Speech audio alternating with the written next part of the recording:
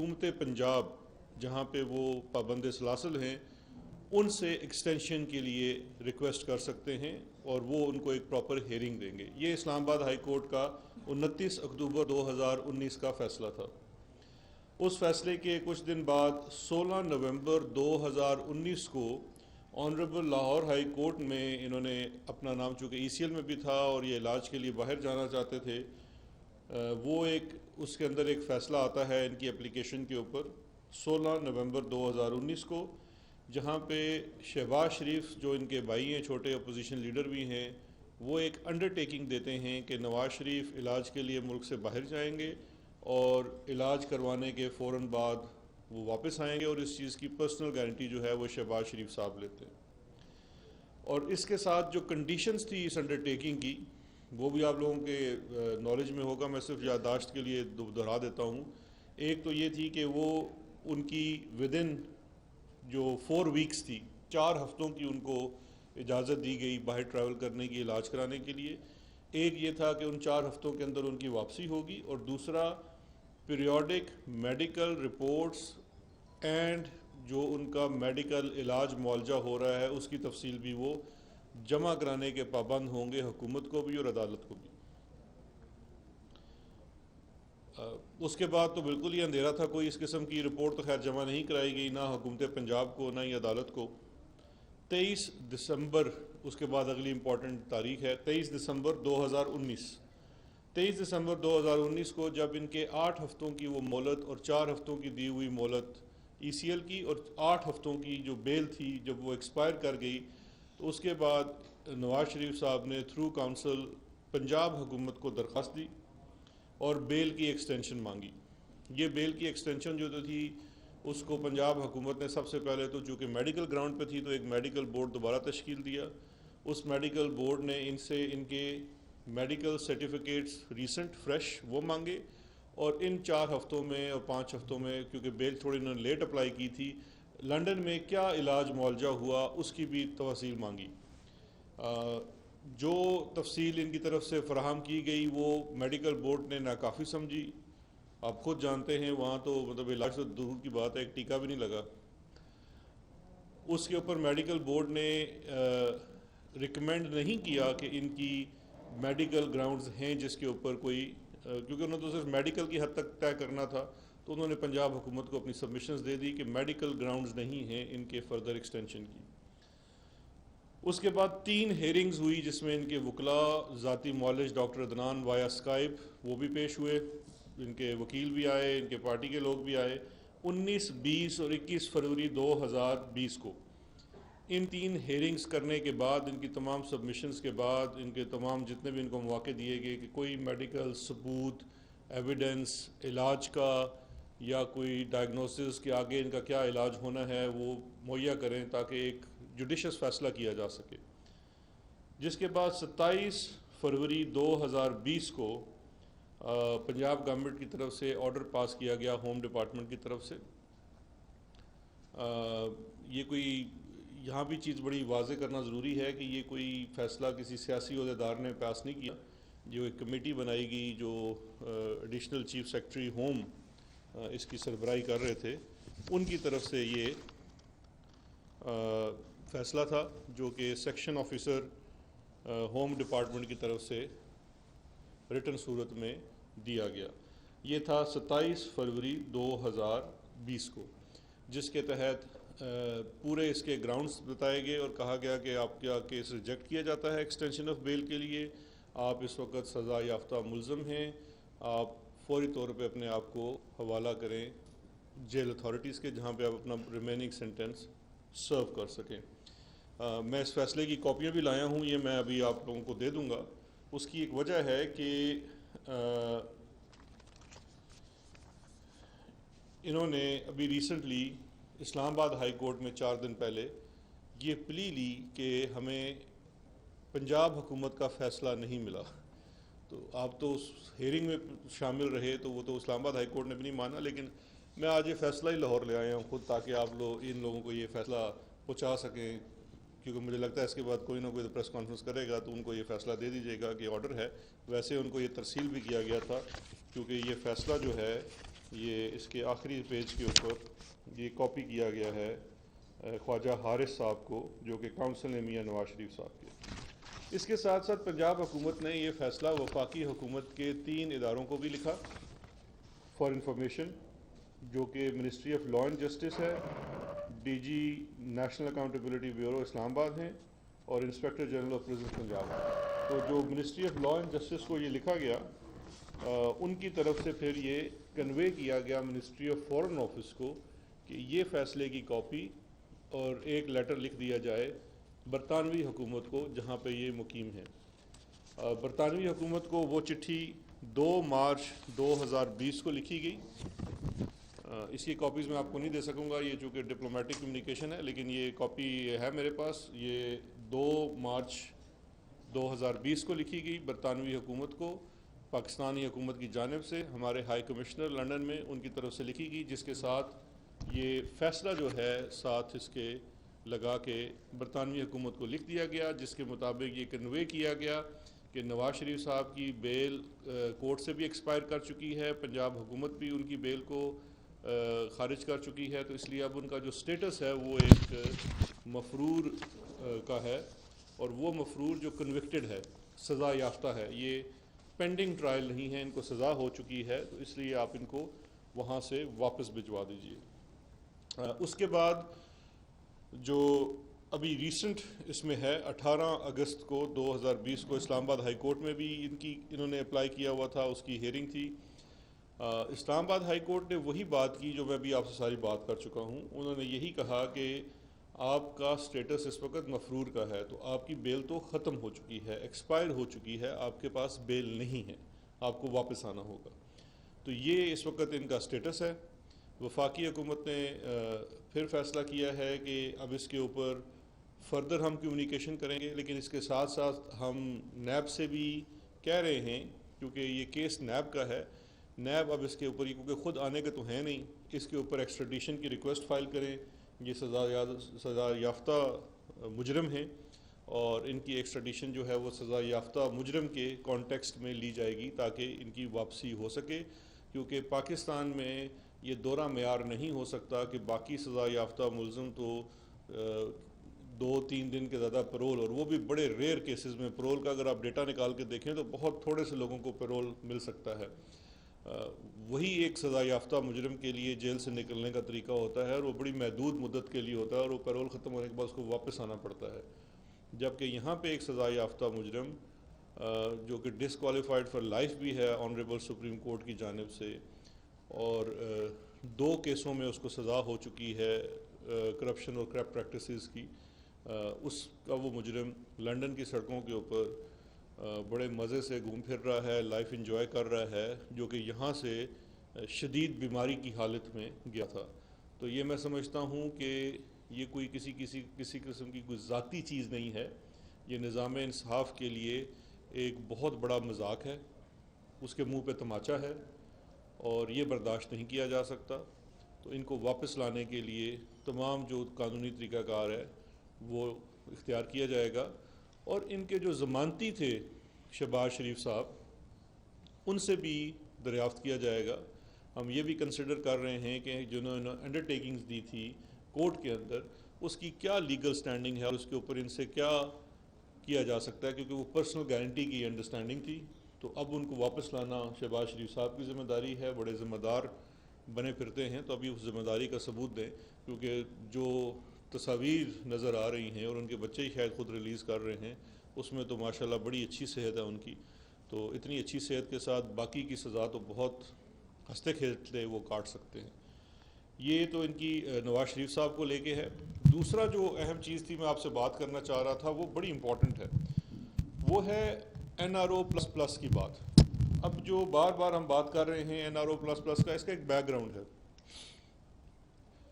इस वक्त आप जानते हैं कि पाकिस्तान FATF की जो फाइनेंशियल एक्शन टास्क फोर्स है उसकी ग्रे लिस्ट में है, और जिस वक्त 18 अगस्त 2018 को हम हुकूमत में आए तो हालत ये थी कि हम ग्रे लिस्ट से ब्लैक लिस्ट की तरफ जा रहे थे।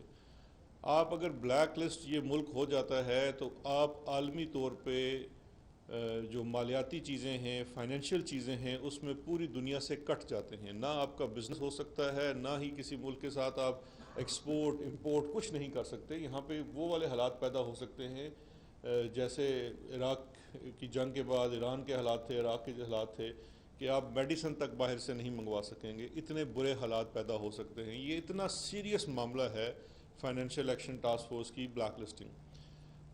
हमारी हुकूमत ने आते साथ इस इशू को बड़ा सीरियसली टैकल किया और एक बड़ी एक्टिव इंगेजमेंट इसके फोरम्स के ऊपर, जिसमें APG है एक फोरम जिसके ऊपर आपकी इंगेजमेंट होती है, फैटफ के अंदर इंगेजमेंट होती है, लिस्ट ऑफ थिंग्स दी जाती हैं उन ममालिक को जो ग्रे लिस्टिंग में चले जाते हैं अपने निज़ाम को इम्प्रूव करने के लिए। उसके ऊपर काम शुरू किया। बाकायदा एक ओहदा एक सिविल सर्वेंट को DG फैटफ के नाम से दिया गया।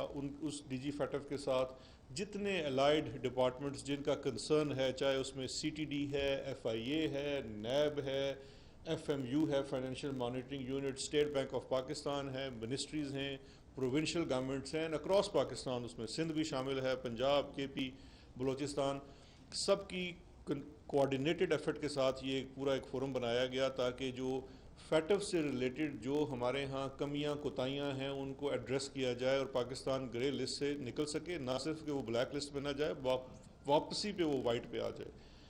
उस सिलसिले की पूरी एक कोशिश की गई और उसको हर उसके मुख्तलिफ स्टेजेस होते हैं और उस स्टेजेस के ऊपर सराहा गया।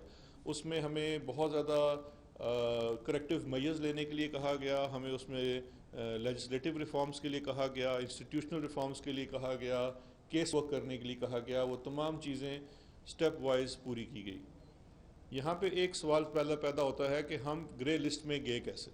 ग्रे लिस्ट में हम इसलिए गए कि फैटफ के फोरम ने ये कहा कि आपके मुल्क में मनी लॉन्ड्रिंग को लेके यहाँ पे बेहतर निज़ाम नहीं है उसको टैकल करने के लिए, काउंटर करने के लिए आपके मुल्क का निज़ाम मुस्तहाल नहीं है, वो किसी तरीके से इसको बेहतर तरीके से टैकल नहीं कर पा रहा।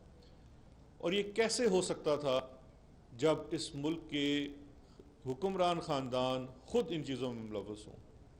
मुझे ये चीज़ क्वालिफाई करने की हरगिज़ ज़रूरत नहीं है कि फ़ेक अकाउंट्स केसेस में कौन सा हुक्मरान ख़ानदान मुलव्वस था, जहाँ पे फालूदे वाले के नाम के ऊपर अकाउंट्स खोल रहे हैं, अरबों रुपए का उसके अंदर लेन देन हो रहा है।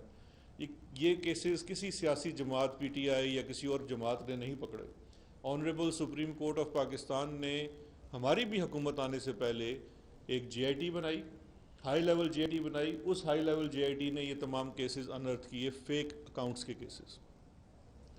उसके बाद रिसेंट टाइम में इस शहर के एक हाकम हुआ करते थे जो खादम कहते थे, उनका TT मनी लॉन्ड्रिंग केस जो भी कुछ दिन पहले अकाउंटेबिलिटी कोर्ट में फ़ाइल हो चुका है। पाकिस्तान के सबसे बड़े सूबे 12 करोड़ की आबादी के सूबे का सरबराह अगर ख़ुद मनी लॉन्ड्रिंग में मुलव्वस हो तो पाकिस्तान क्यों कर ग्रे लिस्ट में ना जाए। और जब हिस्ट्री में आप जाके देखिए तो हुदैबिया पेपर मिल का केस क्या है, मनी लॉन्ड्रिंग का केस है। चौधरी शुगर मिल का केस क्या है, मनी लॉन्ड्रिंग का केस है। उससे पहले चले जाए SGS कोटेक्ना के केसेस क्या हैं, ये मनी लॉन्ड्रिंग के केसेस हैं। और ये कैसे हो सकता था? क्या स्टेट बैंक सो रहा था? क्या SCCP सो रहा था? ये जो वॉच डॉग्स हैं जिन्होंने ये देखना है कि आपके यहाँ मनी लॉन्ड्रिंग ना हो, वो बिल्कुल गैर फहाल कर दिए गए थे। इंस्टीट्यूशनल कैप्चर था। इस चीज़ को आलमी सतह पे नोट किया गया और उस आलमी सतह पे नोट करने के बाद उन्होंने कहा आप करेक्टिव मेजर्स करें, और वो करेक्टिव मेजर्स हमारी हुकूमत ने आगे करने शुरू किए, जिसके ऊपर हमारी ग्रेडिंग बेहतर होनी शुरू हो गई। अब एक स्टेप उसमें जो बाकी है, क्योंकि इसमें देखिए आपने इंस्टीट्यूशनल रिफॉर्म्स की, इदारों को आज़ाद किया। वही FIA जो पहले बैठी हुई थी, जब वो JIT का हिस्सा बनी तो उसने ना सिर्फ फेक अकाउंट्स के केसेस बल्कि दीगर केसेस भी अनर्थ किए। वो केसेस सुप्रीम कोर्ट में गए, उनके ऊपर अब प्रोसिक्यूशन हो रही है, केसेस फाइल हो रहे हैं। बैंकिंग के निज़ाम में बड़ी उस तरह से तब्दीली लाई गई, आपके फिंगर प्रिंटिंग्स को लाया गया ताकि फेक अकाउंट्स, ये तमाम वो इंस्टीट्यूशनल रिफॉर्म्स हैं। जब आपने इदारों को आज़ाद किया तो इन्हीं इदारों ने परफॉर्म करना शुरू किया, हम कोई बाहर से बंदे नहीं लेके आए। अब उसमें एक स्टेप जो बड़ा अहम स्टेप है वो है लेजिस्लेटिव रिफॉर्म का।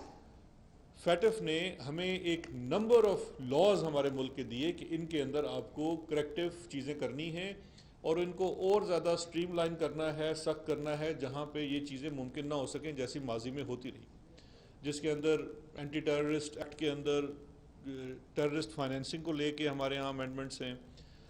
इसके अंदर हमारे मुख्तलिफ जो फाइनेंशियल इंस्टीट्यूशंस हैं उसके अंदर बेनिफिशियल ओनर्स को जो छुपाने का पहले एक किस्म का अलाउंस था उसको ख़त्म करने की बात की गई। उन तमाम कवानीन को हमने चेंज किया और अब पहले हम इसको ऑर्डिनेंसेस की सूरत में लेके आए थे, अब हमें इसको एक्ट की सूरत में पास कराना था। इस सिलसिले में क्योंकि हमारी अक्सरियत पार्लियामान में नहीं है, सेनेट में हमें अपोजिशन का तावन दरकार है, उसके लिए उनके साथ इंगेजमेंट शुरू हुई। उस इंगेजमेंट के ऊपर हम काफ़ी हद तक कुछ बिल्स को पास भी करवा सके हैं, लेकिन इस वक्त जो चीज़ फंसी हुई है जहाँ पे NRO++ की बात आती है वो सेम इशू है जिसकी वजह से हम फैटफ के अंदर ग्रे लिस्ट में हैं, और वो इशू है मनी लॉन्ड्रिंग का। अब मनी लॉन्ड्रिंग का इशू क्या है? मनी लॉन्ड्रिंग का जो इशू है वो एक तरफ पूरी दुनिया है और पाकिस्तान तहरीक इंसाफ भी मनी लॉन्ड्रिंग को उसी पैराए में देखती है जिस तरह से पूरी दुनिया देखती है कि money laundering is mother of all crimes. Money laundering चाहे आप फाइनेंशियल किसी चीज़ के लिए करें या टेररिज्म के लिए करें या किसी भी कानून के लिए करें, किसी भी जुर्म के पीछे पैसा होता है और उस पैसे के आगे पीछे करना है मनी लॉन्ड्रिंग है। तो मनी लॉन्ड्रिंग आपके निज़ाम के अंदर बर्दाश्त नहीं की जानी चाहिए। ये बेसिक कॉन्सेप्ट है, ये पूरी दुनिया का इसके ऊपर एक इत्तेफाक है। 9/11 के बाद बड़ा स्ट्रीमलाइन किया गया इस सिस्टम को, हम भी उसके साथ मानते हैं और हम ये कहते हैं कि मनी लॉन्ड्रिंग एक सीरियस ऑफेंस है और इसको सीरियसली हैंडल किया जाना चाहिए और अपने निज़ाम के अंदर कोई लूप होल्स नहीं होने चाहिए जहाँ से हो सके। लेकिन अपोजिशन का अनफॉर्चुनेटली इसके बारे में ख्याल कुछ और है और ये एक नज़रियाती इख्तलाफ है हमारा अपोजिशन के साथ।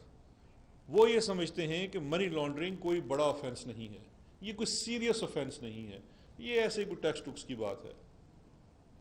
हम उनसे बारहा अर्ज कर चुके हैं, आपको कॉन्सेप्चुअल क्लैरिटी की ज़रूरत है। मनी लॉन्ड्रिंग एक इंतहाई सीरियस ऑफेंस है जिसको पूरी दुनिया मानती है। आप अपनी 1.5 इंच की मस्जिद बना के कैसे बैठे रहेंगे? ये एक सीरियस ऑफेंस है, इसको सीरियसली टैकल करना है और दुनिया को दिखाना है कि पाकिस्तान एक रियासत के तौर पे मनी लॉन्ड्रिंग को एक सीरियस ऑफेंस समझती है इसमें। और ये जो पूरे बिल्स को पास कराने की कोशिश है यूनानिमिटी से, ये एक नेशनल कॉज है, ये इस मुल्क के लिए। आज हमारी हुकूमत है, कल दूसरी किसी पार्टी की होगी, कल कोई और होगा, लेकिन जो पाकिस्तान का स्टेचर अक़वाम आलम में है वो वही होगा जो हमारे इदारों का, हमारे कवानीन का है। तो उस सिलसिले में जो सबसे बड़ा इस वक्त बॉटल नेक है वो यही है क्लैश ऑफ आइडियोलॉजी का। हम ये चाहते हैं कि मनी लॉन्ड्रिंग के, और ये हम नहीं चाहते, फैटफ ने हमें लिस्ट दी है कि आप कवानीन के अंदर ये तब्दीली करें। अब फैटफ की लिस्ट के ऊपर अगर अपोजिशन कहती है कि मनी लॉन्ड्रिंग को आप सीरियस ऑफेंस ना गिनें तो हम ये नहीं कर सकते। अगर हम उनके साथ करना भी चाहें तो हम नहीं कर सकते।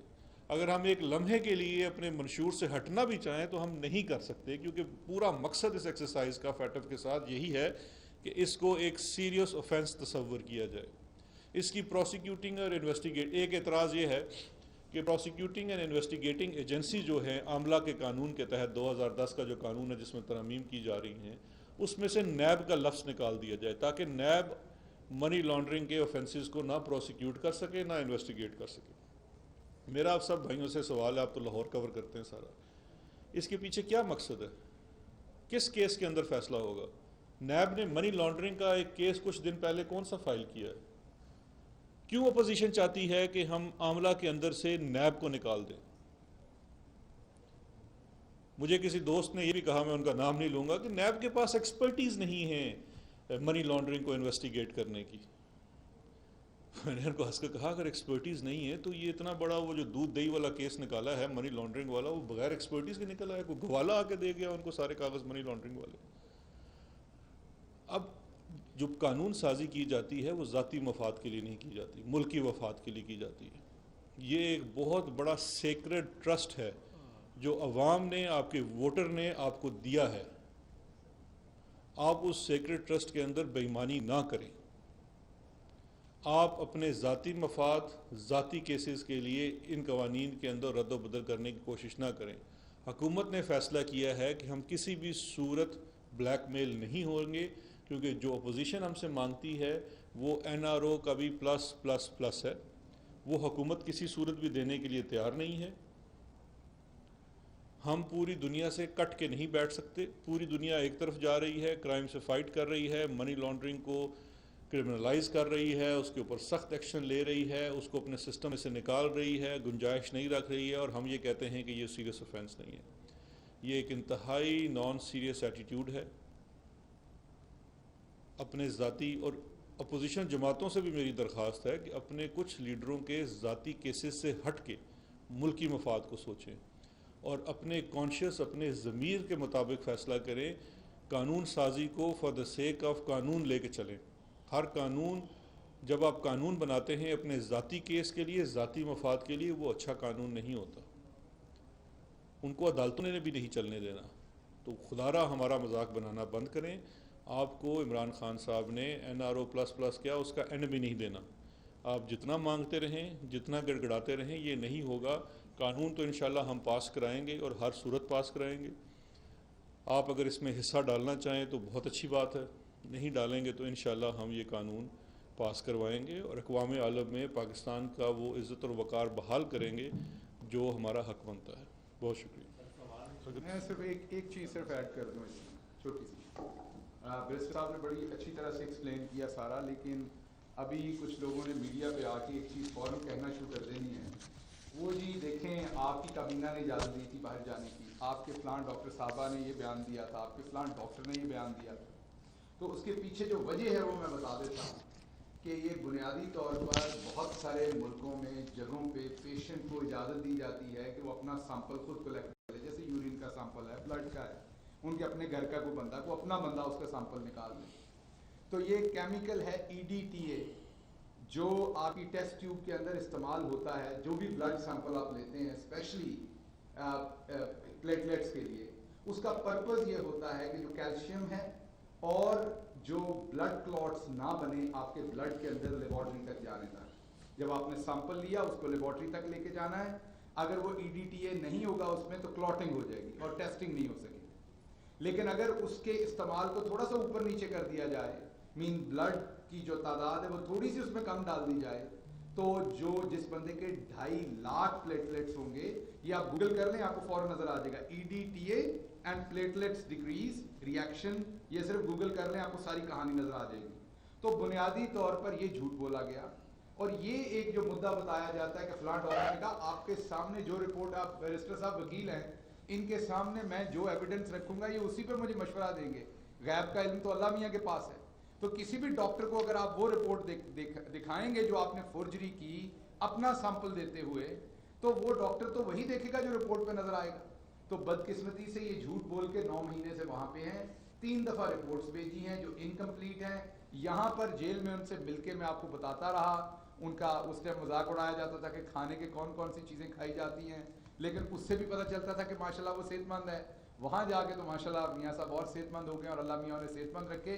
तो ये जो बात कही जाती है कि जी ये फलां जगह से इजाज़त मिली, फलां अदालत से, फलां कैबिनेट से, ये इसलिए कि आपने फोर्जरी की, आपने धोखा दिया, जैसे आप हमेशा देते रहे। पहले आपने अपने वर्कर्स के साथ दिया था जब आप जद्दा निकले थे एग्रीमेंट करके, फिर पूरी कौम के साथ आपने धोखा किया कि हमने तो कोई एग्रीमेंट नहीं किया, फिर किया तो 5 साल का किया, वो 10 साल का निकला। तो जैसे आप पहले धोखे करते रहे, इस दफा आपने डॉक्टर्स के साथ धोखा किया। तो जब कहा जाता है जी वो आपके पंजाब गवर्नमेंट के डॉक्टर्स हैं, उनसे पूछे, तो बुनियादी तौर पे उन डॉक्टर्स का कसूर नहीं, ये उस रिपोर्ट में फोर्जरी की गई EDTA से सैंपल देते हुए।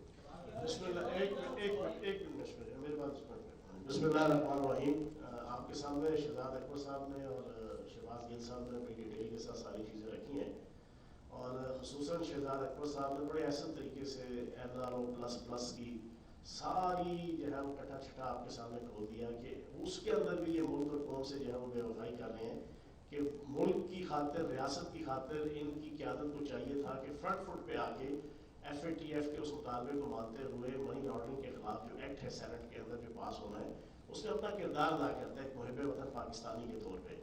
लेकिन इन्होंने सिर्फ और सिर्फ अपनी ज़ात को देखते हुए आले शरीफ वो उसके रास्ते में रुकावटें खड़ी कर रहे हैं ताकि अपनी जो मनी लॉन्ड्रिंग की है इन्होंने उसके लिए जनाब कुछ आसानियाँ पैदा कर सकें कानून के पॉइंट ऑफ व्यू से, गिरफ्त के पॉइंट ऑफ व्यू से, अकाउंटेबिलिटी के पॉइंट ऑफ व्यू से। और मैं एक बात खुसूसन कहूँगा आज यहाँ पर कि नवाज शरीफ साहब मौलाना फजल रहमान साहब को फ़ोन करके कहते हैं कि आज के बाद सारे अपोजिशन लीडर तय कर लें कि नैब की किसी पेशी में नहीं जाना बल्कि जेल भरो तहरीक शुरू करें। मैं हैरान होता हूँ कि मुनाफिकत की इंतहा देखो, 10 बहाने करके ले गया दिल के मजदाज, खुद तो 10 बहाने करके यहाँ से जहाँ वो पतली गली से बाहर भागे और वहां से अपोजिशन लीडरों को जनाब ये फोन करके कहते फिर रहे कि तुसी नहीं जाना जनाब किसी पेशी पे, और खुद बाहर भागे हुए हैं। ये मुनाफिकत की इंतहा है। और नवाज शरीफ साहब अपनी इस मुनाफिकाना और आले शरीफ और बेगम सफदर रहमान साहिबा अपनी इस मुनाफिकाना एटीट्यूड की वजह से बड़े मशहूर और मारूफ भी हैं। और डिसीव करना, धोखा देना, फ्रॉड करना इनकी जो है वो तर्ज अव्वल भी है और इनका जनाब मखसूस एक अंदाज है। और एक चीज़ और मैं बड़ी अहम कहूँगा, मैंने बेगम सफदर रहमान साहिबा जिस दिन अपनी बुलेट प्रूफ गाड़ी, वो बुलेट प्रूफ गाड़ी कि जो इंटरनेशनल मार्केट के अंदर मैन्युफैक्चर जो है वो उस वक्त लेकर आते हैं कि जब प्रॉपर तरीके से इतने मोटे मोटे जो ना वो बाउल गेंद लोहे के वो बिल्कुल 3 फुट के फासले से जो है उसके शीशों पे मारा जाते हैं और मारने के बाद टेस्ट किया जाता है कि किसी किस्म की पंजाबी क्या ना तरेड़, किसी किस्म की कोई जनाब उस पर लकीर या कोई तरेड़ तो नहीं आई। जब 100% कंफर्म हो जाता है कि नहीं ऐसी कोई चीज नहीं है तो फिर उसको मार्केट पे लेकर आते हैं। ये वहां पर जान के अपनी उस बुलेट प्रूफ गाड़ी को लेकर आई और वहां खुद इंटेंशनली वो सारा ड्रामा रचाया। किस मकसद के लिए? सिर्फ अपने चाचे शहबाज शरीफ साहब और अपने कजन हमजा शहबाज साहब की सियासत का धड़म तख्ता करने के लिए। मैंने उस वकूए से 3 घंटे बाद यहीं पे बैठ के ये बात इंकशाफ की थी और इसको सारे पॉलिटिकल तजिया नगार इस बात को ओन कर रहे हैं। तो मैं ये समझता हूँ कि बेगम सफदर रहमान साहिबा और आले शरीफ बार बार जो ये कहते हैं कि हम एनआरओ कहाँ मांगने को बताया जाए, तो आज जिस ऐसा तरीके से शहजाद अकबर साहब ने एफएटीएफ के एंगल से जो एक एक चीज पूरी कौम के सामने रख दी है, इसके बाद अगर इनके अंदर रत्ती बराबर भी कोई शर्म हया हो तो चुल्लू भर नहीं चुटकी भर पानी लेकर उसमें ये डुबकियां मारे कि इन्हें पाकिस्तान की इज्जत, पाकिस्तान की गैरत, पाकिस्तान का सर्वाइवल और पाकिस्तान की सॉवरेनिटी से ज्यादा अपने जो क्राइम्स हैं, अपने जो वालिद साहब के और अपने खानदान के जो जुर्म है, जो अपने वालिद साहब के और अपने खानदान की जो लूटमार है, उसको बचाना इससे इनको ज्यादा मोहब्बत है। लेकिन अपनी सोहनी धरती पाकिस्तान से इन्हें मोहब्बत नहीं है।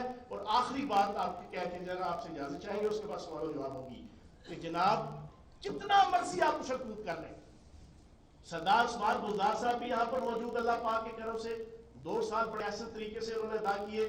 आज मैंने सोशल मीडिया पे एक ट्रेंड जो है, एक हैशटैग स्टार्ट किया, जनाब उस्मान बुज़दार साहब के बेमिसाल 2 सालों के हवाले से नंबर 1 ट्रेंड बना है आज जो है पूरे पाकिस्तान में ट्विटर के ऊपर। क्यों?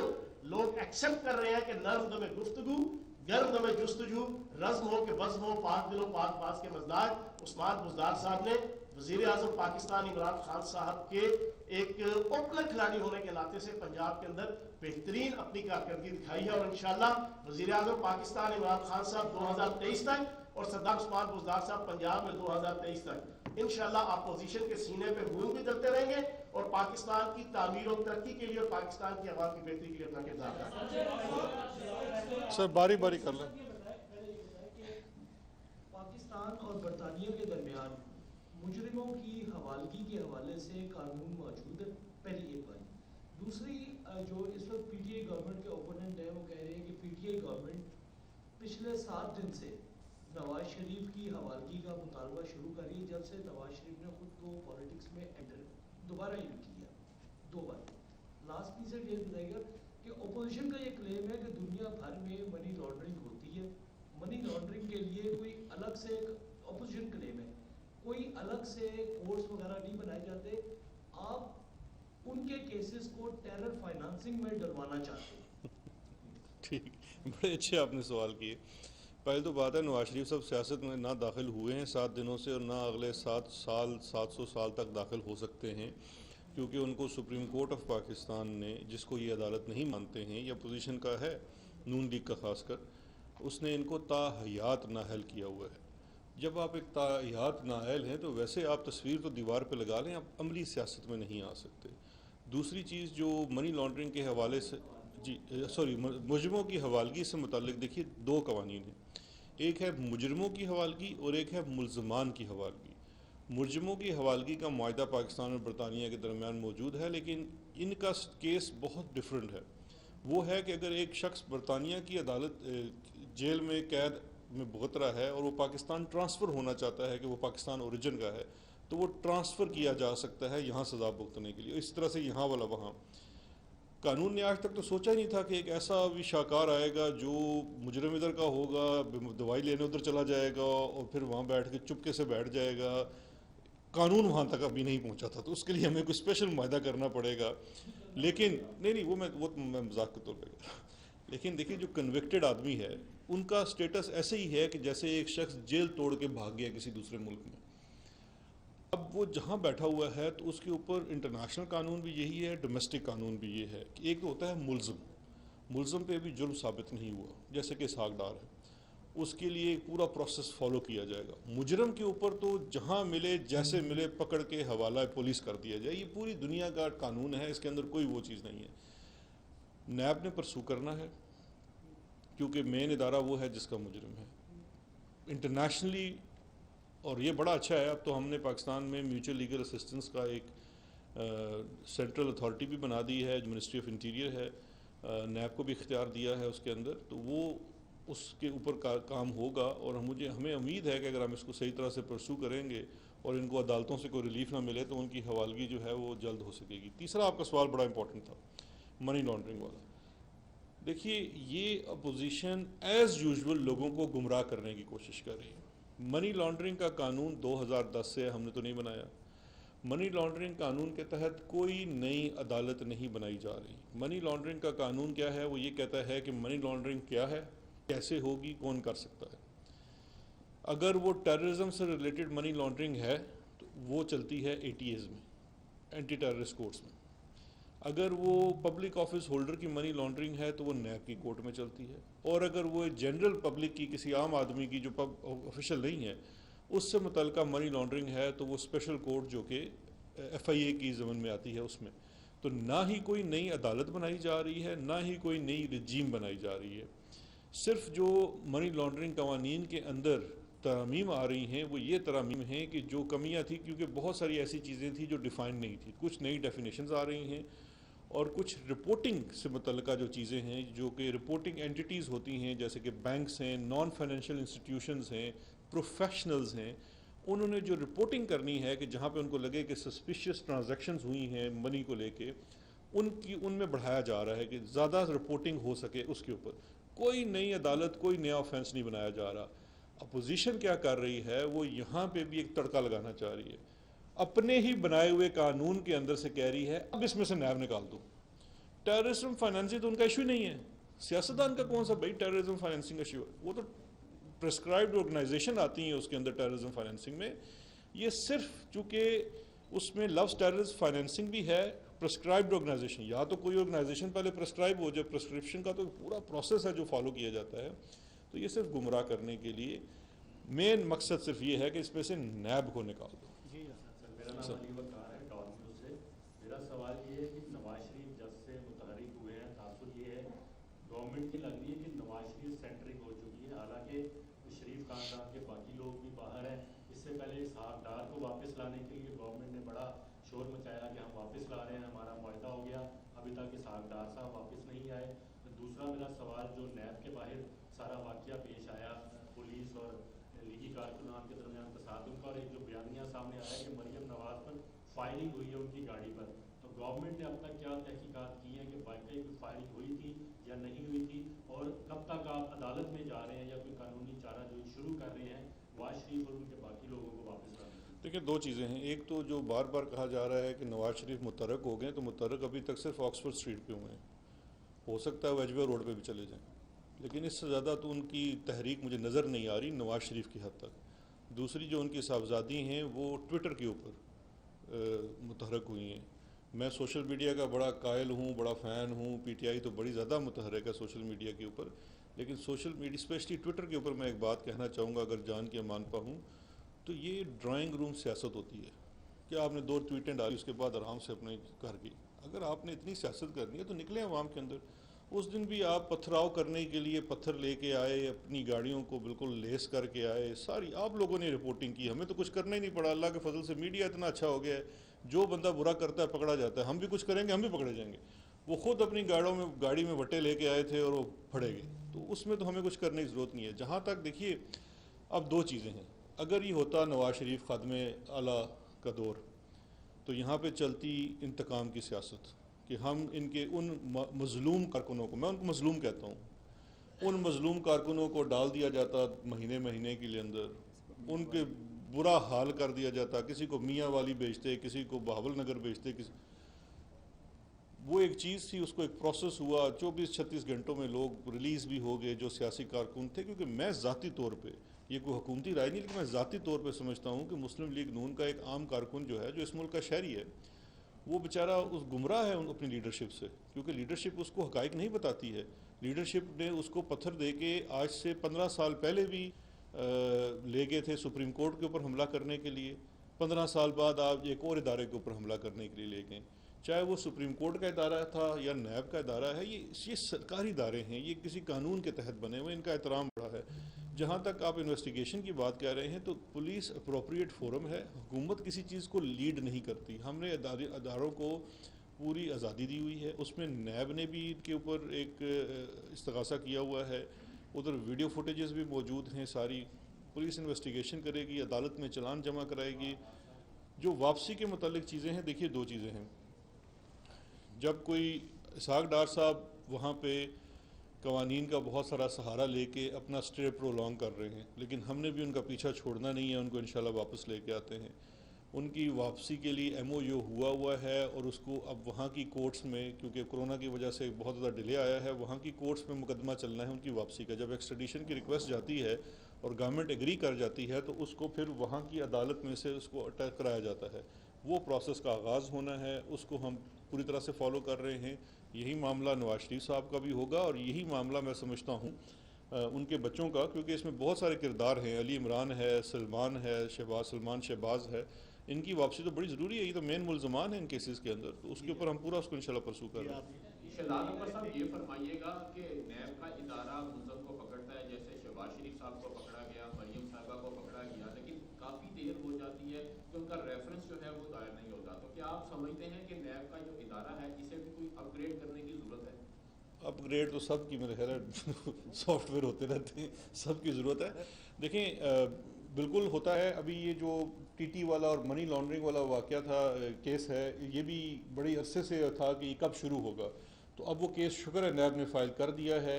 मैंने ख़ुद भी उसमें अप्लाई की हुई है कॉपीज़ के लिए कि मुझे भी कॉपीज़ मिले, ताकि, क्योंकि नैब तो ख़ुद इतना नहीं आके आवाम को बता सकता, मैं बताऊँ। उसके अंदर सुना है कि 70-80 वॉल्यूम्स हैं उसके अंदर, तो उन वॉल्यूम्स की भी तो आके आपको बतानी है कि इस वॉल्यूम्स के अंदर लिखा क्या हुआ है, इन्होंने किया क्या है, इनके करतूत और कारनामे क्या हैं।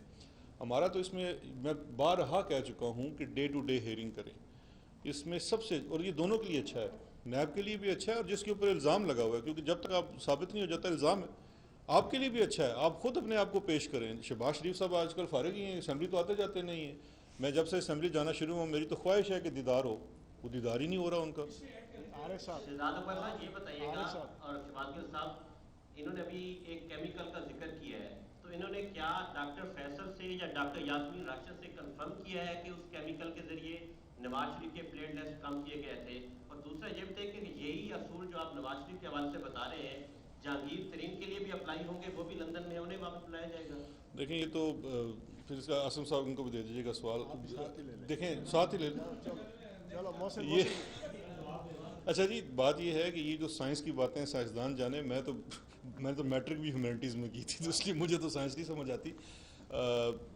ये बेहतर है। दूसरा पार्ट क्या था इनका?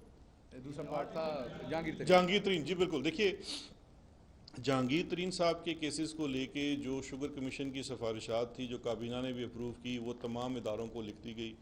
आप ख़ुद इस चीज़ के शायद हैं कि पाकिस्तान की कोई हाई कोर्ट नहीं छोड़ी जिस जगह जाके चैलेंज ना किया और मुँह की ना खानी पड़ी हो। तो मासवाए इसके कि जी शहजाद अकबर को प्रेस कॉन्फ्रेंसेस करने से रोक दिया जाए, कोई ख़ास रिलीफ तो उनको मिली नहीं। जो मेरी रीसेंट इतलात हैं कि FIA अपना काम शुरू कर चुकी है, इनको तमाम को नोटिस सर्व हो चुके हैं। JDW जो जहांगीर तरीन साहब की फ़र्म है, वो लाहौर हाई कोर्ट में गई भी है स्टे लेने के लिए। FIA की कार्रवाई के ख़िलाफ़ उनको स्टे नहीं मिला है। नेक्स्ट डेट उस केस में पड़ी है। FIA उस केस में प्रोसीड कर रही है। अगर ज़रूरत महसूस हुई कि अभी तो देखिए ना, अभी तो क्रिमिनल प्रोसीडिंग का आगाज़ हुआ है। जिस तरह अगर आप याद करें तो पनामा के केस के अंदर पहले JIT बनी थी। JIT बनने के बाद फिर जब नैब को केस दे दिया तो नैब ने अपनी इन्वेस्टिगेशन शुरू की और रेफरेंस फाइल किया। हमने तमाम रेफरेंसेस नैब को भी भेज दिए हैं, FIA को, एंटी करप्शन को, तमाम। अब उसमें सिर्फ जो शुगर में हैं सिर्फ जहांगीर तरीन साहब नहीं हैं, बाकी भी बहुत सारे साहिबान हैं, सुल्मान शहबाज भी हैं।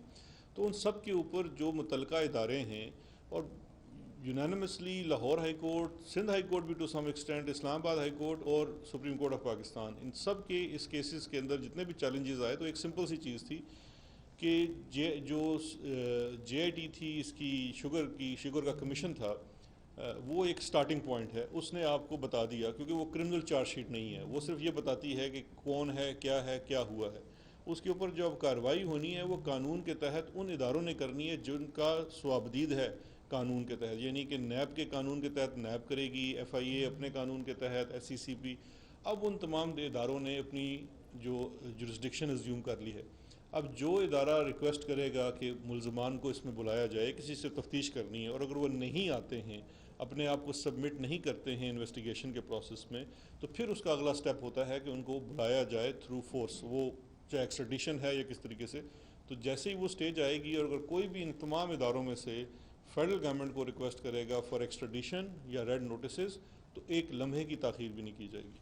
अच्छा जी, मैं जो आपका दूसरा पार्ट था सवाल का वो जवाब दे दूँ। इन्होंने सवाल नहीं करना था। मैं दूसरा पार्ट ये है कि देखें, जब अगर कोई अल्लाह माफ़ करे बंदा कत्ल हो जाए और डेड बॉडी सामने पड़ी हो तो ये तो तय हो जाता है कि कत्ल हुआ है। उसके बाद हम ये फाइंड आउट करते हैं किसने किया है, किसका मोटिव था। तो अब जब हम मियां नवाज शरीफ साहब को लंदन की सड़कों पे दौड़ते भागते खेलते देखते हैं तो ये तो तय हो गया कि वो सेहतमंद हैं और वो झूठ बोल के गए। अब इस पे तो कोई दो राय नहीं रह गई। अब फाइंड आउट ये करना है कि ये झूठ में उनको किस बंदे ने हेल्प की और कैसे की। हमारा अक्सर रवाज है गलत खबर फीड हो जाए तो रिपोर्टर बेचारे की शामत आ जाती है, जो न्यूज़ एडिटर होता है उससे कोई पूछता। आप भी वही काम कर रहे हैं कि जी डॉक्टर को पूछो। डॉक्टर के सामने तो जो रिपोर्ट जानी है उसने उस पर फैसला करना है।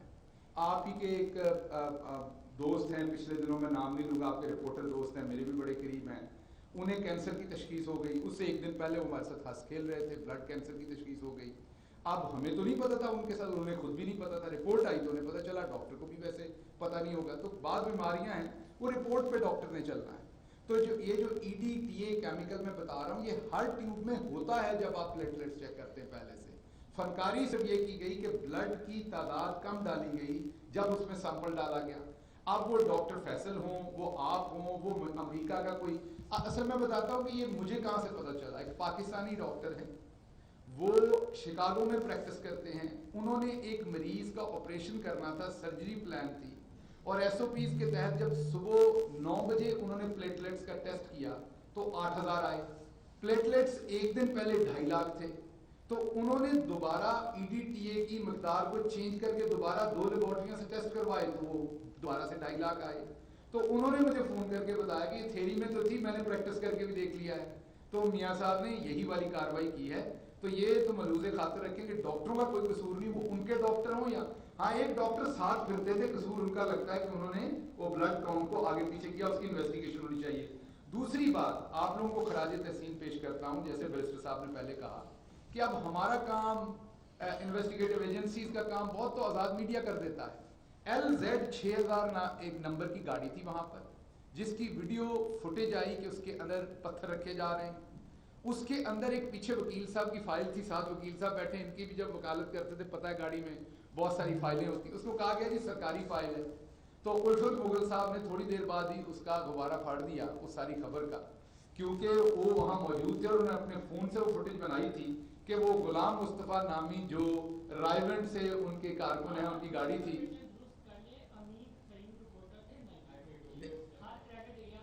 मुझे तो मैं बताता हूँ, अमीन फहीम साहब को दे देते हैं, बिल्कुल वो भी हमारे भाई हैं, अच्छा काम उन्होंने किया। और मुझे तो उल्फत मुगल साहब के साथ में बीपर पे था तो उन्होंने ये बताया कि जी मैं भी वहां मौजूद था, अमीन फहीम साहब भी होंगे, दूसरे हमारे दोस्त भी, आप भी होंगे, बिल्कुल सारे दोस्त। गुलाम मुस्तफ़ा साहब की गाड़ी थी जो इनके मिर्जा जावेद साहब के जो लीडर हैं उनके बड़े करीबी हैं, और वहां पर इन्होंने काले बकरे के सदके भी दिए मरियम साहबा के घर के सामने, इसी गाड़ी के सामने। तो इनकी सारी वो प्रोपेगेंडा अयां हो चुका है। बाकी जैसे बैरिस्टर साहब ने कहा इन्वेस्टिगेशन होगी सामने। मोहसिन के बाद लास्ट क्वेश्चन जनाब क्या? अच्छा चौहान साहब, आपसे ये सवाल है, कल आपने एक इंतहाई अहम प्रेस कॉन्फ्रेंस की और वज़ीर आला पंजाब सरदार उस्मान बुज़दार को कहा कि वो एक वली हैं, जिस तरह काम कर रहे हैं, नो डाउट उन्होंने काम किए हैं। आपने ये भी कहा कि कुछ पहले 3-4 माह हमें प्रॉब्लम आई, लेकिन अब काम जो है उनका स्मूथ हो चुका है। तो पहले 3-4 माह उनके जो मशीर थे वो शहबाज गिल साहब थे, लेकिन जब वज़ीर आला पंजाब ने वज़ीर आज़म से शिकायत की, शहबाज गिल वफाक में चले गए, तो उनकी जो परफॉर्मेंस है बेहतर हो गई। ये बता दें कि ये उन्हें नहीं चलने दे रहे थे। दूसरा सवाल शहजाद अकबर साहब से है कि डॉन लीक्स हो तो मरियम नवाज का जो है नाम निकाल दिया जाता है, कहते हैं NRO दे दिया गया। नवाज शरीफ की बीमारी का मामला हो तो रिपोर्टें जो हैं जैली तैयार कर ली जाती हैं और आपके डॉक्टर्स खरीद लिए जाते हैं, वो कहते हैं हमें सुप्रीम कोर्ट में बताएं। ये बता दें कि अगर इमरान खान शरीफ फैमिली को NRO नहीं दे रहा तो फिर इनको ये 2 बड़े NRO दिए किसने? आज को उनको ये तो सच बता दें। अच्छा, सबसे पहले तो ना मोहसिन साहब बड़े करूँ हैं, ये हमेशा जो है ना बड़ा घूम फिरा के क्वेश्चन पूछते हैं। शहबाज गिल साहब मेरे भाई हैं, इंतहाई कॉम्पिटेंट, पढ़े लिखे और प्रॉम्प्टली जहानत के साथ विजिलेंट तरीके से जो है ना जवाब देने वाले, मामलात पे नज़र रखने वाले, हाईली क्वालिफाइड और मुल्क के अंदर और मुल्क के बाहर की पॉलिटिक्स के ऊपर बेहतरीन नज़र रखने वाले शख्स हैं। और इन्होंने पंजाब के अंदर भी बड़े अच्छे तरीके से अपनी परफॉर्मेंस दिखाई, और इस वक्त वज़ीर आज़म पाकिस्तान इमरान खान साहब ने वैसे ही उन्हें अपना मामले खसूसी नहीं बनाया, उनके अंदर कुछ क्वालिटीज़ हैं तो उन्हें अपना जनाब मामले खसूसी बनाया। और जी वो मैं सर वो एक सवाल इनका रह गया था, फिर वो कर लेते हैं। ये इन्होंने जी NRO की आप बात जो कर रहे हैं, देखें 2 चीज़ें हैं। जहाँ तक मरियम नवाज़ का ताल्लुक है तो हमारे माशरे का एक कल्चर है, चाहे वो KP हो, पंजाब हो, सिंध हो, सबका, कि बहू बेटियों को बड़ी इज़्ज़त दी जाती है और कोशिश की जाती है कि उनके नाम जो हैं वो क्रिमिनल केसेस के अंदर ना आए। तो शायद कोई वही जो चीज़ होगी। बाकी जो दूसरा आपका सवाल है, आप महकमा ज़राअत से रब्ता करें। आखिरी क्वेश्चन जी। अच्छा, आप मानेंगे कि इसका मतलब कि NRO फिर महकमा ज़राअत वही वाला। अशराफ साहब, आपने शरीफ फैमिली के हवाले से तो काफ़ी बातें कर दी, थोड़ा ये बताइएगा कि एहतसाब के हवाले से इस वक्त असल पोजीशन क्या है वज़ीर आला पंजाब उस्मान बुज़दार के केस की, उसके अलावा चौधरियों का जो केस है उसके हवाले से भी थोड़ा सा कौम को बताइएगा। और दूसरा मेरा एक क्वेश्चन है शहबाज गिल साहब से कि कैसी हुकूमत है, ऐसी कॉन्फिडेंट हुकूमत है कि इसे 9 माह बाद पता चला कि नवाज शरीफ जालसाजी करके बैरून मुल्क पहुँचे? जी जहाँ तक 2 केसेस का आप पूछ रहे हैं, आई डोंट नो चौधरी साहब के कौन से केस का आप पूछ रहे हैं? चौधरी साहब के जो केसेस खुल रहे हैं, उन्होंने हाई कोर्ट में भी क्या कहा है कि हमने दोबारा हमारा पुराना केस खोल देंगे। जी वो शायद वो मुशर्रफ दोस्त साहब, हाँ मुझे पता लगा, वो जो केस था वो उनका कोई एसेट्स का केस था। शायद पुराने दौर में कोई इंक्वायरी थी जो बंद हुई, उसके ऊपर वो हाई कोर्ट में गए हुए हैं। अगर हाई कोर्ट ये समझती है कि एक बंद हुई हुई इंक्वायरी दोबारा नहीं खुल सकती तो वो वहाँ पे मामला रुक जाएगा, वरना वो इंक्वायरी चल सकती है। उसके ऊपर ये तो अब एक लीगल क्वेश्चन बन गया। जहाँ तक वज़ीर आला साहब के केस की बात है तो देखिए सिंपल सी एक चीज़ है, मैं जो भी आपके साथ उस केस के मेरिट्स के ऊपर बात करूँगा आप उसको ऐसे ही तसव्वुर करेंगे क्योंकि मैं हुकूमत का हिस्सा हूँ तो मैं उनको डिफेंड करने की कोशिश कर रहा हूँ। मेरा ये ख्याल है और मेरी आपसे दरख्वास्त है, मैं इनके तवस्सुत से वज़ीर आला साहब से भी कहूँगा, चौहान साहब से, कि आप ख़ुद उस केस की पूरी मीडिया जो है इन्वेस्टिगेशन करे। मैं ये समझता हूँ कि पंजाब हुकूमत किसी सूरत भी ये नहीं चाहेगी कि इस चीज़ को देखा जाए कि इस केस के अंदर क्या है। उस केस के अंदर ये देख लिया जाए कि इशूइंग अथॉरिटी कौन सी है, इल्ज़ाम क्या है, बेनिफिट किसी को पास हुआ है या नहीं हुआ है, उसके कोई सबूत हुए हैं कि नहीं हैं, कोई इर्रेगुलरिटी हुई है या नहीं हुई है। चूँकि मामला नैब के सामने भी सब जुडिस है, लाहौर हाई कोर्ट के सामने भी सब जुडिस है। मैं बीइंग हुकूमती कारकुन तो नहीं इस पे इस तरह से उसको डिफेंड करना चाहूँगा, बिकॉज वो लगेगा कि मैं उसको डिफेंड कर रहा हूँ। मैं चाहूँगा कि बल्कि आप जो भी हमारा उसमें गवर्नमेंट ऑफ पंजाब का है पूरे वो डॉक्यूमेंट्स फाइल्स, मैंने वैसे वो फाइल देखी है, उसको आप ज़रा नज़र देख लीजिएगा। उसमें एक चीज़ क्लियर कर दूँ, एक मिनट उसमें एक चीज़ क्लियर कर दूँगा। पंजाब हुकूमत से मतलब क्वेश्चन पूछ रहे हैं, मेरे ख्याल बड़े डिटेल के साथ जो है वो अल्लाह पाक के करम से हम पिछले 10, 12, 15 दिनों में बार बार वज़ीर पंजाब सरदार उस्मान बुज़दार साहब का जो केस लैब के अंदर चल रहा है वो हम भी बयान कर चुके हैं, मैं भी बयान कर चुका हूँ, टीवी चैनल्स के अंदर भी बड़ा डिटेल से जो है वो आ चुका है। वो इस वक्त वहाँ पर ना मुल्ज़िम है और ना मुजरिम है, ये बात बड़ी क्लियर मैं आपको एक बात बता दूँ। बाकी नैब का प्रोगेटिव है, मेरे से ज़्यादा कानून जो है वो शहजाद अकबर साहब जानते हैं, ठीक है जी। और उनका भी नैब का इख्तियार है कि नैब इस केस को चलाते हुए किस मौके के ऊपर उनको किस स्टेटस के अंदर ले आती है, ये उनका प्रोगेटिव है, ठीक है ना। लेकिन अभी इस वक्त की जो सिचुएशन है उसके अंदर वो ना मुल्ज़िम है ना मुजरिम है, और बाकी इंशाल्लाह वो पूरा ताउन कर रहे हैं नैब के साथ और आइंदा भी पूरा ताउन करेंगे। और आल पाकिस्तान लूटमार एसोसिएशन वालों की तरह जब नैब वाले बुलाएंगे तो हाय मेरी अम्मी, हाय मेरी खाला, मुझे क्यों बुलाया और मुझे क्यों निकाला, ये वाली गजल नहीं पड़ेगी इंशाल्लाह। अच्छा, मैं एक इनका ऐड कर दूं। इन्होंने पूछा कि 9 महीने के बाद देखें, जो हर मरीज का एक खास डॉक्टर होता है, तो जो शरीफ फैमिलीज हैं उनके एक डॉक्टर तो ज्यादा बैरिस्टर साहब होंगे ज्यादा, क्योंकि ये मनी लॉन्ड्रिंग और सारे उनके जो दूध दही का कारोबार है ये सारा उसको समझते हैं। दूसरे फिर जो उनकी चालाकी और शतराई हम क्योंकि यहाँ पर देखते रहे हैं पंजाब में, तो पहले दिन ही बता दिया था कि ये बीमार नहीं है। लेकिन इंसानियत का भी कोई तकाजा होता है, अगर एक बूढ़ा बंदा कह रहा है कि मैं बीमार हूँ और मैं मर जाने लगा हूँ और मैं मर जाऊंगा और रिपोर्ट्स भी यही कह रही हैं, तो हमारे यहाँ तो इंसानियत की कदर की जाती है, इंसानियत के नाते उन्हें जाने दिया गया। लेकिन इस मुल्क में गंगा उल्टी बहती है कि जिसको इंसानियत के नाम पे अगर आप किसी बैगर को सिग्नल पे उसको पैसे देते हैं, उसको गरीब समझ के या मजबूर समझ के, और वो जाके आगे नशे पे उड़ा देता है, तो एहतसाब आपका नहीं होना, उसका होना है जो झूठ बोल रहा है। तो उससे पूछे जो झूठ बोल के गया है, उससे नहीं जिसने इंसानियत के नाते रिलीफ। वो आखिरी सवाल है शहजाद अकबर साहब, ये फरमाइएगा कि जिस दिन मरियम नवाज 11 अगस्त को नैब में पेश हुई, मैं भी वहाँ मौके पर मौजूद था, दूसरे लोगों की तरह। रात को टीवी चैनल पे राना सनाउल्लाह साहब ने कहा कि उनकी गाड़ी पे लेजर गन से हमला किया गया। क्या गवर्नमेंट ने उसकी कोई इन्वेस्टिगेशन कराई? क्या गवर्नमेंट ने उनकी गाड़ी फॉरेंसिक के लिए कब्जे में ली?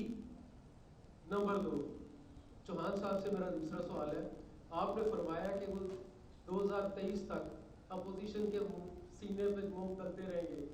उस्मान बुज़दार साहब वो पंजाब के 12.5 करोड़ आवाम के नुमाइंदा है, हमारे लिए काबिल एहतराम है।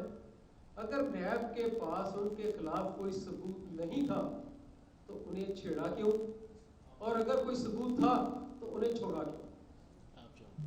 देखें, 2 चीज़ें हैं। एक तो जो आपका पहला सवाल है लेज़र गन से मुतलिक, तो किसी टॉक शो के अंदर एक बात कर देना वैसे तो बड़ा मुश्किल हो जाएगा तमाम तहकीकाती इदारों के लिए, सारी रात टॉक शोज़ को मॉनिटर करना और फिर ये तय करना कि इस पर क्या तफ्तीश होनी है। इनकी तरफ से एक दरख्वास्त डाली गई थी FIR दाखिल करने के लिए, उसके बाद वो 22A में भी गए, वो भी रिजेक्ट होगी। उस दरख्वास्त में तो इस चीज़ का कहीं ज़िक्र नहीं है, लेकिन इसके बावजूद अगर वो राना सनाउल्लाह साहब फील्स स्ट्रांगली कि ऐसी कोई लेज़र गन से उनके ऊपर हमला किया गया है, तो अप्रोप्रिएट फोरम के ऊपर उनको जाना पड़ेगा। हुकूमत को तो नहीं कहीं से नज़र आया ऐसा कोई लेज़र गन के साथ जिसके साथ हमला किया। दूसरी मैं चीज़ बता दूँ, मैं थोड़ा सा समझने से कासिर हूँ कि राना साहब की लेज़र गन से क्या मुराद है, बिकॉज़ लेज़र गन क्या मतलब समझते हैं कि लेज़र की शुआएँ मारी गई हैं उसके ऊपर, क्योंकि वो है तो बुलेट प्रूफ गाड़ी। बुलेट प्रूफ तो एक प्रूवन होती है कि किस हद तक वो बुलेट को सस्टेन कर सकती है। तो ये उन्होंने कहीं किसी साई फिक्शन मूवी से तो सुन लिया होगा लेज़र गन, बट वो बड़ी एक सोफिस्टिकेट चीज़ होती है लेज़र गन, और उसका मैं फेल टू अंडरस्टैंड। दूसरा जो आपने, वो भी मैं जवाब बड़ा मुख्तसर से दे देता हूँ उस्मान बुज़दार साहब वाला। देखिए, पाकिस्तान तहरीक इंसाफ की हुकूमत के मैनिफेस्टो, हम पार्टी के मैनिफेस्टो का सबसे अहम हिस्सा एहतसाब है। हमें चाहे गवाह के तौर पे, चाहे इवन सस्पेक्टेड मुल्ज़िम के तौर पे किसी भी चीज़ को बुलाया जाएगा, मुल्ज़मान जो भी वो किसी भी ओहदे पे होगा। ये तो पाकिस्तान, देखिए हमारे कई वज़रा के ऊपर इल्ज़ाम लगा, केसेस को उन्होंने फेस किया, अपने ओहदे से भी अलग हो गए जैसे जैसे केस आगे प्रोसीड किया, कईयों ने अपना नाम क्लियर करवाया और दोबारा अपने ओहदों पे आए। तो एक पार्टी जो एहतसाब का प्रचार करे, अगर उस पर सवाल उठाया जाएगा तो वो लाठी बरदार और पत्थर बरदार लोगों के जुलूस के साथ नहीं जाते, बेशक वो किसी भी ओहदे पे हों। हमें ये कल्चर डेवलप करना पड़ेगा कि अगर हमसे सवाल किया जाएगा तो हम जवाब देंगे। कानून के दायरे में सवाल हो, कानून के दायरे में जवाब हो। उसके बाद अगर तहकीकाती इदारा समझता है कि इसके अंदर मज़ीद कुछ चीज़ है उनके ऊपर, तो वो अगला स्टेप लेगा। हमारी तरफ से जिस पार्टी को मैं समझता हूँ, जिसका मैं हिस्सा हूँ, ये सवाल ही पैदा नहीं होता कि हम कभी भी कैसे भी हालात हों और अपने आप को एहतसाब के लिए पेश ना करें, क्योंकि जब एहतसाब की बात दूसरे की करते हैं तो आपको अपने आप को भी पेश करना है। ये बड़ा इसमें एक चीज़ और ऐड कर दूँ, नैब के अंदर पिछले 1 साल के अंदर आपको कई एग्जाम्पल्स मिलेंगी कि जो केसेस चल रहे थे उसमें नैब ने ये डिसीजन किया कि ये गुनाह है। जो आंसर 5% ले लें सर, ये सर एक ले कितने गया सर, ये बताइएगा कि आपका मसला तो हल कर दिया शहबाज गिल साहब ने कि 9-10 माह से जो तनकीद हो रही थी कि पंजाब हुकूमत ने भेजा, शहबाज गिल साहब ने मसला हल कर दिया। जाते वक्त पहले कहा जा रहा था कि श्योरिटी बॉन्ड्स लिए जाएंगे, असासे मुंतकिल किए जाएंगे, वो बात तो नहीं बनी। 50 रुपए के एक स्टाम्प पेपर पे सारा अंडरटेकिंग लिखी। उस अंडरटेकिंग में शहबाज शरीफ ने लिख के दिया था फरवरी तक बेल्स जो है एक्सटेंड हुई, उसके बाद से अभी तक 6 माह हो गए हैं। 6 माह के दौरान जाहिर है शहबाज शरीफ ने जो अंडरटेकिंग दी थी उसकी क्या कानूनी हैसियत है या उसके खिलाफ? मैं ये मुख्तसर बता देता हूँ आपको। ये जो आप कह रहे हैं ये हुकूमत का मौक़िफ़ अदालत में भी था। लाहौर हाई कोर्ट में हमारा मौक़िफ़ ये था कि आप इनको ज़रूर जाने दीजिए, लेकिन इनसे जितने का इनके ऊपर केस है उसकी कोई बॉन्ड ले लीजिए वो। लेकिन अदालत ने गवर्नमेंट के मौक़िफ़ से एग्री नहीं किया और उनको एक शख्सी ज़मानत, जब 50 रुपये के बॉन्ड की बात आती है तो वो बॉन्ड जो है वो स्टैम्प पेपर की वैल्यू नहीं है, वो एक्चुअली शख्सी ज़मानत पे गए हुए हैं। वो शहबाज शरीफ साहब की शख्सी ज़मानत पे गए हुए हैं और लाहौर हाई कोर्ट के हुक्म के ऊपर उनको शख्सी ज़मानत दी। तो इस वक्त वो लाहौर हाई कोर्ट को जवाब दे हैं उस शख्सी ज़मानत के ऊपर।